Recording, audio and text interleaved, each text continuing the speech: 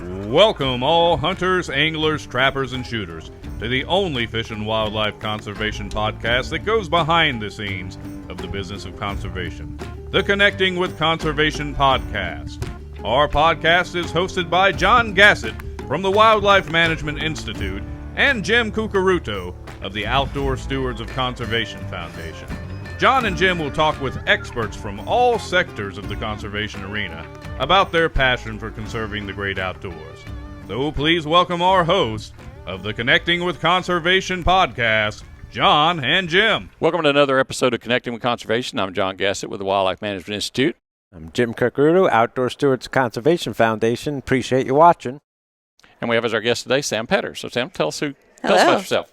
Hi, I'm Samantha Pedder. I work for PayIt. We're a licensing technology solution provider to state fish and wildlife agencies in the conservation industry. Good deal, Sam. Well, we know you work for PayIt now, but you've had a fairly storied career. You've worked for a number of different organizations. So tell us a little bit about your history. Sure. So I started working for the PA Game Commission back in 2008 as an intern. Got exposed to a lot of youth education programming. Did some women recruitment in high school, programs like that through the NRA Women on Target program, and really kind of got set up to either be a biologist or be something in outreach and education. So I got a wildlife and fisheries degree and took a job in Harrisburg with the Game Commission, being one of the first R3 coordinators. We called it Hunter Outreach back then, but PA staff back then also helped add the third R to it. So did some R3 efforts there, ran NASP, launched some of the first email marketing software, did a lot of just new things for the agency as they were coming upon technology in general. And so from there, I went to the National Shooting Sports Foundation, spent a long time at the Council to Advance Hunting the Shooting Sports, and then have transitioned to technology, working for a couple different companies here. Acquisitions happen. So truly, though, at the heart of my career, I've been a conservationist, dedicated to getting more people outdoors, very passionate about that, and very passionate about new ideas in marketing. So I started as a biologist, got some education in marketing and policy, and so putting that all together in the technology field. Right. Yeah, and you're one of the few, that I've met that understands both marketing and biology, right? We don't find a lot of them out there. So cool. It was, if you like to talk a lot, you're deemed the marketing person in a field of biologists. So as an outgoing biologist, I was destined for that role, I guess. We did launch some really cool campaigns. We were one of the first state fish and wildlife agencies in PA more than 10 years ago to actually launch a targeted hunting, like under the guise of R3, to recruit more hunters out there. We set a goal of recruiting 1 million hunters and retaining or reactivating, I guess I should say, with using federal funding. And I learned a lot from the grant side of it, the population dynamics, like of hunters, not just wildlife, and then the design aspects of it, the website, everything, bring it into multi-marketing schemes and stuff. So from an early exposure in this career, it just was kind of going hand in hand. So it's very cool. We've been trying to do it for a while now, figure out the marketing side and the best messages. And 15 years later, we're still working on that. At least I've been doing it for 15 years. But it sounds like PayIt's kind of got a really good handle on on what we should be doing and what you guys are going to be doing. I'm pretty excited about what we're doing. We have a killer team of people who are passionate about the outdoors, and we have the software solution that's necessary to help us implement the technology and leverage it to benefit state agencies. That's a really neat combination. If you'd see some of the work of our team, we have some creative, passionate hunters and anglers, then some really just good strategists on our team to help state agencies really target market, come up with new ideas. Some of the new ones coming out in the next year are going to be great. And some new ideas on partnerships and stuff. So I'm excited about the next 18 months. I think you'll see a lot coming from PayIt alongside, new go lives for clients and our client roster growing. But we're really in this space in a comfortable place, building on, what S3, a former company that was acquired and became part of the PayIt family, really started the path down. So it's pretty cool. Yeah, I remember you showed me the dashboard of, all the demographics and all the information and almost daily information on sales, and then breaking down, different categories, age groups, and gender, and even ethnicity. It was really great to see, and I hope the states are now using that have you guys. They're taking advantage of all that information. Yeah, some of the best statements are simple. Like one of our clients in the Midwest was able to prove that he's met his goal for the year of recruiting 18 to 24-year-olds year over year. And he's met his goal with data, and he can screenshot it and send it to his boss. It's great. We have another client that's been targeting new prospective target shooters or new anglers, and she's preparing a PowerPoint to present to her commissioners about her efficacy on marketing and stuff too. It's very, very cool to help colleagues do what they want to do, empowered with the technology, and support their passion to go out and do what state fish and wildlife agencies do, which is conserve the resource for everyone around us. So, Samantha, I've known you pretty much since you came into the field, and what excites me about this, you're really kind of a pioneer, because, it wasn't that states didn't try marketing prior to your approach, but it was sort of we're going to repurpose a wildlife biologist or a fish biologist into a marketer, like state agencies always have done. And, the fact is lots of those fish and wildlife biologists don't like to talk to people. That doesn't make a good marketer. You got to have good communication skills. You got to have a good broad knowledge base. And I think you're one of the first ones that came to an agency with those skill sets that while you were a wildlife biologist, you had that additional set of skills that wasn't just another body to put in a position and call it a marketer or a recruiter. Sure. I mean, I'd love to say that the degree came before the position, but the skills were kind of innately there, and not bragging at all. I've always been into technology. In undergrad, I had a really good advisor that came through, and she's like, Esri is going to be a thing. Your entire career path is going to be based on GIS. So I was one of the first wildlife majors to graduate from Penn State with a Esri or a GIS minor. So just embracing technology and figuring it out. But then if you look at the other things that we're doing for R3 in marketing, it's like population dynamics. When you model the population, I can also model the population of hunters. If I see an aging cohort, like some of the research we did at NSSF and the council, they're going to age out. Well, you need to look at the background and say, okay, what's the fecundity, right? You look at females of a population. Well, okay, if we have more women anglers, that might be a contribution here. And if you look around, women participation's up. Is that playing into the high numbers that we're reporting out right now? That's what you would be looking at on the wildlife management side. What about on the human side? So there's similar templates of strategy and training, but then applying the marketing is I'm going to do prescribed fire for nesting habitat, right? Similar approach there to if there's a state fair, I'm going to try to collect their information so I can keep up with them and connect with them and market to them in the future.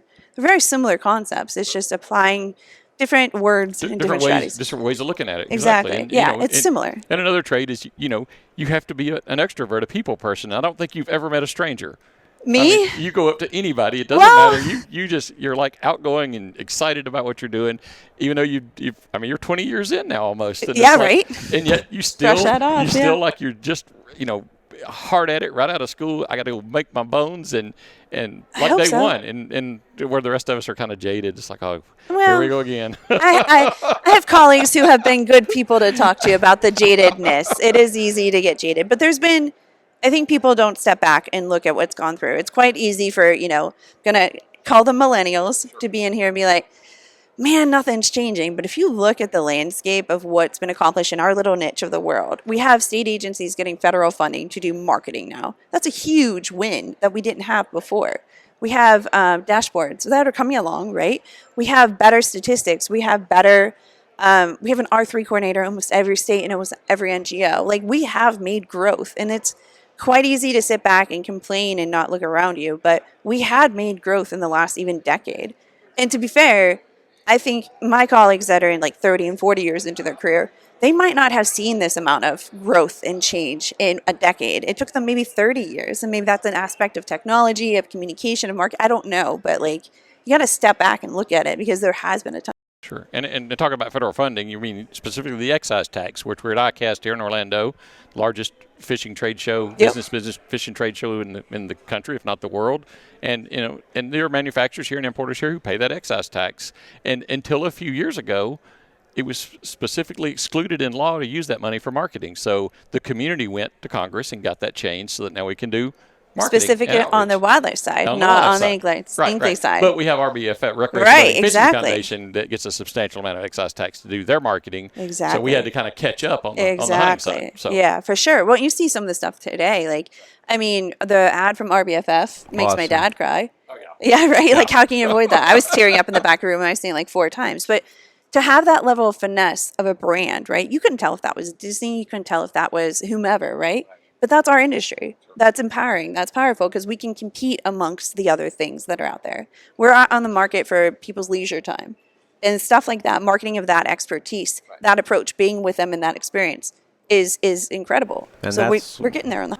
Yeah, I think that's what our frustrations were 10 years ago, because we didn't have any of that. I mean, we didn't have, like you say, we didn't have the information. We didn't have half the knowledge we had now. So in 10 years, we made a quick jump. So I'd love to, I'm looking forward to seeing where we are in another 10 years on better marketing campaigns, better communications, and better relations with the industry and agencies and NGOs actually all working together for once. Yeah, I think we have a good opportunity ahead. I mean, COVID gave us a lovely bump. First in 30 years on both sides. Well, angling's been going up, but you know what I mean. And so we have an opportunity before it. Well, agencies have made a transition, whether they wanted to or not, from the typical government model of we're providing a service and, the customers will buy it. You have to have a driver's license. So you got to deal with DMV. You have to pay your taxes. Every service government offers, they're not really options. They're going to build your roads, but you're going to pay taxes to pay for those roads. We're the only one that's optional. We're the ones that have to compete for customers. And maybe historically, hunting and fishing was the outdoor recreation activity that people chose, but now it's organized sports and, travel ball teams. And now they're 12 months a year, some of these things are. And they're incredibly expensive, but they're still, compared to hunting and angling, which is a very cheap thing to do, a $20 fishing license versus go play around a golf. We can see what that costs you. So, the fact that the agencies have to compete with other businesses, other private sector businesses for leisure time is something agencies are finally turning the ship towards and saying, we can't be guaranteed these people are going to buy and continue to buy our products because they can go somewhere else and do other things. And if we don't continue to break down the barriers to the things we want them to do, they're going to do other things. Yeah, it is a competition. I've done there's a lot of different books written on marketing, and then there's hobby tourism marketing, right? You're trying to convince somebody to go do something, not just buy a product, but spend their time. So it's a different field or niche of marketing perhaps, but yeah, it's the same concept. We are in competition for other people to get their attention to the outdoors. And I think sometimes, hunting and angling, it's an investment of time. But then if you think about state fish and wildlife agencies, it's also watching birds, valuing the outdoors around them, right? Like we have an entire landscape of opportunity for people to participate. And so just getting them to step outdoors has been probably the next 10 years, that's going to be the agenda, getting them to reconnect or stay connected to that outdoor space. And then maybe get to hunting and angling. But I think that's our next hurdle. Well, and I think also getting those, as some people like to call them, non-consumptive users to actually make the investment into conservation like hunters and anglers have done for 100 years. Yeah, there's different opportunities. We've had this conversation for certain bills for 4 decades now. So, but there's opportunity. Yeah, no, maybe that'll be the next change we see in the decade. We'll see. But I do have to say the conversation. So, PayIt. We service all government agencies, state, local, outdoors, DMVs, taxes, everything. It's been really cool to kind of watch that change because yes, you do have to pay your taxes. Yes, you do have to register your vehicle. You do have to buy your or get your driver's license. But there is some technology stuff that the outdoor industry has still been behind on that PayIt innately is just bringing to the organizations. And so they'll help like a local township or a local city bureau bring on and onboard some of the first online payment services and everything. And the technology gap there that we're learning as we partner with them and implement technology across like our landscape of clients is huge, from AI to empowering government agencies to chief information officers. There's a lot coming forward that I think is going to impact our industry too. Not just from us being present, but a lot of people that might help make that decision matrix a little easier as well too.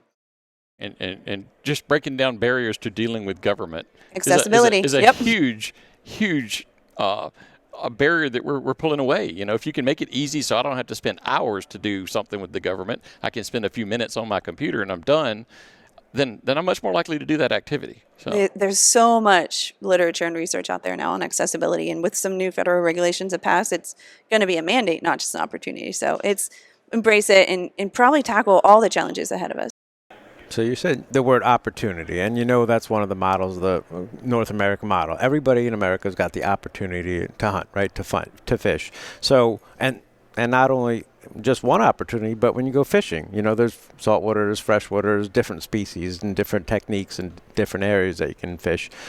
Hunting, different species. But you can do these things pretty much 365 days a year all over the country. Other, certain huntings, you can't find little spots. But I'm curious because I know that you've probably identified this. I'm just curious about what opportunities you're seeing for through the data that you're looking at. Where is it waterfowl? Is it turkey hunting? Is it freshwater fishing? Is it trout fishing, fly fishing? Where are you seeing the opportunities that the data showing? Oh, you know what? It's creeping up here or there. Maybe we should put some marketing toward that. So, yeah. I'm more look at it as far as like people rather than disciplines at the moment. Because and the reason I've taken this approach rather than by discipline of hunting perhaps is because every state has certain restrictions, right? Some of the infrastructure for waterfowl hunting has been deteriorating in certain states. So they can't promote that. Right, so that's going to impact their hunting promotion and also people being able to get on the landscape. Whereas the announcement we heard today, red snapper season was one day, July 12th. Right, crazy. How can I call that an opportunity? Right, just close it. Yeah, well, I mean, you don't want that. It's a loss. I mean, right. yeah, but still, like, it's frustrating, right? So rather than looking at specialists, my mind's going to generalists and saying more bodies on the landscape are better. And that's mainly driven by churn. We have record numbers of angler participation, right? But the churn's still the issue. One of the other things we've talked about is like for instance, across our clients on the CRM, like 54% of their customers have a valid email address. Invalid. A valid Okay. email address. That means 46% of the people are out there not hearing from their state agencies via that channel. If you look at prospect marketing, we don't really think about that. We think about recruitment, and we say somebody took a hunter ed class or somebody took a learned a fishing class. I'm thinking about like before that even happened. Like somebody interacted with you at a state fair, somebody interacted with you at a local store or something, right? So I'm looking at it from like segments of participation because I used to look at it by age too, but as baby boomers age out and the 65-year-olds are the massive generation now, or the massive age group of that generation, we still need to backfill. So I'm just looking at it by the people that are doing it, not by the specialists, and trying to backfill. Right. Well, and that's got to be a frustration for a data person too, because if you're 56% of email addresses and you're retaining 90% of them, and you've got 46% that you could be retaining, but you're not. It's got to be tough. But so how do you go about trying to boost that number up? What's that? Grants and innovation, baby. Technology, embracing technology. Honestly, because trying new things. We are trying new things. Some of the new partnerships we're trying to strike up here is an example of that. Getting more people in the hopper. Just a wider funnel all over. Right. If we can bring them in, identify them, and help the agencies establish a relationship with them, it's a higher chance of conversion, right? Or keeping them engaged. That's my theory I'm working on right now. And I've gone through these. I've looked at that. I'm like, what if we do this? Maybe we can, yeah. Well, but you gotta feel it out too. And like the other aspect of it is like, yes, for like say millennial women in South Dakota, upland bird hunting is the best thing. So Pheasants has a women's hunting program there and it's gonna dominate, right? Or like the Bassmaster is Bass LLC has this new program to recruit women bass fishermen and fisher women into tournaments and stuff, right? Sure, there'll be growth there too. So rather than saying this is the biggest opportunity, there's opportunity across the board. Just like figure out what your niche is and then as a population, get more people in the funnel. Does that make sense? Yeah, absolutely. And so obviously you think about this stuff at a high level 24/7, I can tell. Yeah. But you've worked on the ground doing recruitment for women and that sort of events for women to get them in the outdoors, teach them new skill sets and all that. Tell us a little bit about. I was the first girl at hunting camp for a while. I have some jokes about that, but my mom didn't really hunt. She didn't really fish, but she supported me being out there all the time. So I wanted her to be on the range with me. And at 16, I started a Women on Target program at my local sportsman's group. She helped me plan it, and then she got on the range with it. Then my aunt came, and then my family members came. And like now they're into the outdoors. They fish alongside our family partners and stuff. But it's really just been like from that early age of just being like, I don't want to be the only one, right? And trying to figure that out and get out there. So there was no social support network. You had to build your own. Yeah, basically. Yeah. No, I mean, I was on the high school rifle team, and there was a couple girls there that I'm still connected to and stuff like that. And my sportsman's club that I grew up in there, I probably joined it around like 14 and did the Y-Hack. I I did eco camps and conservation leadership schools and stuff. Once I got connected to the Sportsman's Club, that's really when I got exposed. And that's why I have a career here, to be honest. So that early exposure really worked. You know, and we always say, you know, or typically we generalize it, but, you know, hunting's not a spectator sport. It's something you do on your own and all that. But, you know, the fact is that without a social support network, without people around you that do the same sorts of things and that you can bounce ideas off of and that can act as mentors and that sort of thing, we're not going to catch up. We're not going to get more hunters without that social support network. But it's, you know, it's sort of this, they're diametrically opposed. That once you do the activity, you're really most of the time, in many cases, by yourself. But you have to know that safety net is there. That, you know, I've got people I can talk to. Hey, something went wrong here. I can't find my deer. You know, come help me. And that, I think that we understate that a lot of times. That you know, that's a lot of people that go hunt or fish. You know, it's less about pursuing the animal, more about the people they're with. Well, that's why I stay active in it. My husband became a adult onset, if you'd call it, hunter. He was a target shooter in the Marines, but he didn't really hunt until, you know, we took him hunting camp and stuff, right? But now he's passionate about it, loves it, and he's big into fishing too. But I think one aspect that I do a lot of work with is Artemis Sportswomen. And there was the keynote speaker today at the breakfast talked about 100 things, right? And he said, well, you have 57 million. How many more anglers could you get? And it was funny because there was a woman that we all know that was sitting next to me at the table. And it leaned over, and his goal was, get out there and recruit somebody else. And I was like, I'd like to get out there and take myself out first again because it's been a while. But if you think about that, like the passion drives passion was another one of his statements. And that's part of the social support. Like I get lit up about hunting and fishing for different ways now than I did when I started hunting with my dad, right? And sometimes it's spending time outdoors. Sometimes it's just like conservation. Like, you know, I want this to be here tomorrow for my kids, right? So like those dynamics and finding a network, it doesn't have to be women, but it was people that were passionate about it, right? As I've grown has been what's kept me going, if that makes sense. So it's pretty cool. With Artemis Sportswomen, we just did a cool initiative. They did. I'm just part of the leadership team. But they did a hunting lease for women only. And at one time, historically, I probably would have gone and said, I don't need no hunting lease for myself. But it's been a huge success. There's been women there, and they're on the landscape for each other and stuff like that. So as an independent hunter, like in the eastern states, I'll say, I would have felt comfortable probably going on the landscape there. But knowing there's other women around me definitely makes me feel comfortable too. But for them, it's like their key thing. It was very cool to see like this opportunity blossom. And now they're trying to repeat it in potentially other states in the future. So it's very neat. The community aspect of it is an important role. And as you age and gain experience, I guess it evolves for you, as perhaps you're referring. So you mentioned that your husband is an adult onset hunter. My wife is also an adult onset hunter, and I'll tell you, she is a brown-eyed killer now. I have met her, and I agree. I have found she's hunted on 3 continents now. She's killed game animals bigger than anything I've ever killed. And 10 years ago, she'd never pulled the trigger on anything and never even thought about doing it. But she needed somebody to ask her to go. And I tell you, it's been my experience anyway, having worked 15 years with a state agency and 11 years with a nonprofit in the conservation field, that on average, women are better hunters and better anglers. They're patient, they're intense. And, you know, I go and deer hunt, and it's like, if I get a deer, that's fine. And if I don't, you know, I shot a buck 2 years ago, 3 years ago. It's the first one I'd shot in 10 years. Christy wants to kill one every time she goes. It's all personal motivation. Yeah, I will take credit that women are better shots.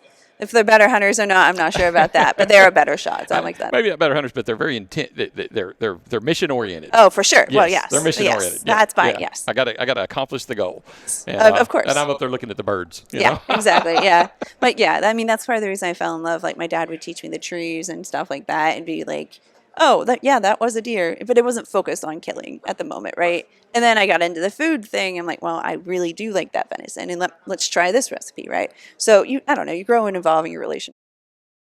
All right. Well, before we go, I want to ask, PayIt's doing a great job helping state agencies be better communicators, helping them with the messages on internally, but for the general population, as we know, we're losing cultural acceptance among the general population. Are you helping states craft messages that go out to explain the positive contributions of hunters, anglers, trappers, and shooters so we can improve that cultural acceptance? So agree that we need to improve cultural acceptance. Don't know if I totally agree that it's declining as much as perhaps some of the narratives have been out there for sure, but it's changing. Yeah, for sure. Do we have an opportunity before us to embrace more language and everything? Yeah, absolutely. There's been campaigns out there like Thank a Hunter, right? And send a thank you message once you get your license. There's been communication around like connecting people to the resource and saying every dollar you contribute to conservation bought X amount of public land. Each agency has their own communications methods, and we help them employ those right messages. But we don't really tell the agencies what to do. We try to help them get the message out to the broadest audience too. So we track the research, we see kind of the dynamics of it. We value the same conservation messaging, of course, but each one, and why I take this approach is a lot of the work I've done with trapping matters. Each state's a little different. So what they need to do to maintain their local acceptance of certain things, it depends on their culture and everything. So I take the position of like support them to have the greatest accomplished goal and go from there. Probably not the answer you were looking for, but yeah. That's why there's room for improvement. That's why Outdoor Stewards is doing those type of things, because we need to cover both sides of things. Internally, still got to make our bed, where you guys are doing a great job promoting the positive contributions of hats, hunters, anglers, trappers, and shooters, fund conservation, feed ourselves and our families, clean up the environment. We don't tell those messages enough, and it can't hurt. There's nothing wrong with that's doing good. it. That's a partnership that we've talked about, right? Conservation, nonprofits, state fish and wildlife agency, even technology vendors, to be honest. I mean, we're helping to spread the word in a different manner, too, and bringing new technology makes it accessible and expanding who they're communicating with. So that's our part in, let's say, that bigger than pyramid scheme of helping get more people out there. All right. Well, that's all I got. Samantha, you're awesome as always. Thank you. Thanks for the time. Appreciate it. Thank you very much. Appreciate you coming on. We'll definitely have you on again. Thank you. Looking forward to it. Just keep up the good work. Keep the fire burning. Thank you. You're guys. a fireball. So yeah, appreciate it. To our listeners, thanks for listening, and we'll see you in the woods or on the water. Thanks for listening to this episode of the Connecting with Conservation podcast.